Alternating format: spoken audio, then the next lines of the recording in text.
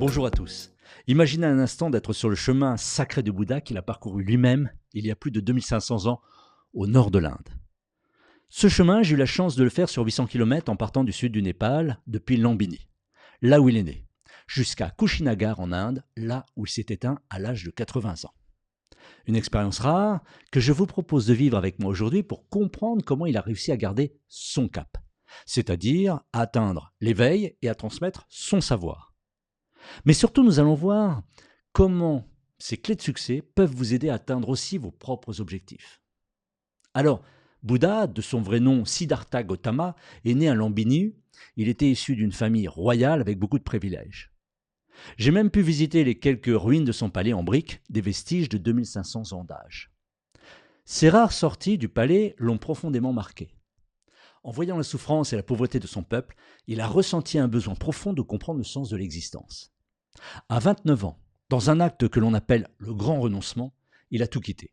Sa vie de prince, son épouse, son fils, pour partir en quête de la vérité. Pendant 6 ans, il a expérimenté des pratiques extrêmes, des privations intenses, pensant que la souffrance mènerait à l'illumination.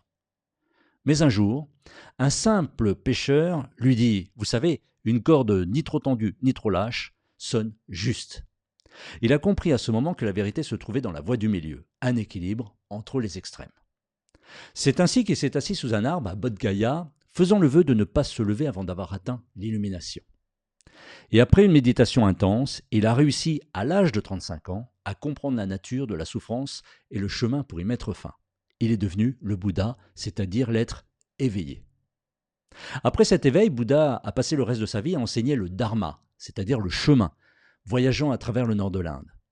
Et c'est là que ça devient très intéressant pour nous, et je vais vous livrer 3 éléments qui lui ont permis d'atteindre son objectif et de garder son cap. Premier élément, la pertinence de l'objectif, avoir un but qui a du sens.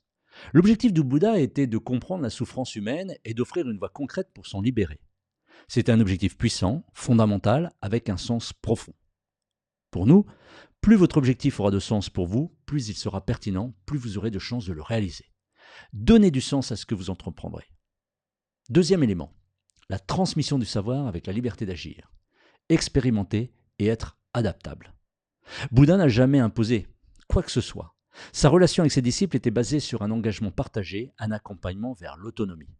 Chacun était libre d'expérimenter et de trouver sa propre voie. Pour nous, cela signifie oser expérimenter, tenter différentes approches et être créatif. Engagez-vous vers un objectif, mais sachez qu'il y a plusieurs chemins pour l'atteindre.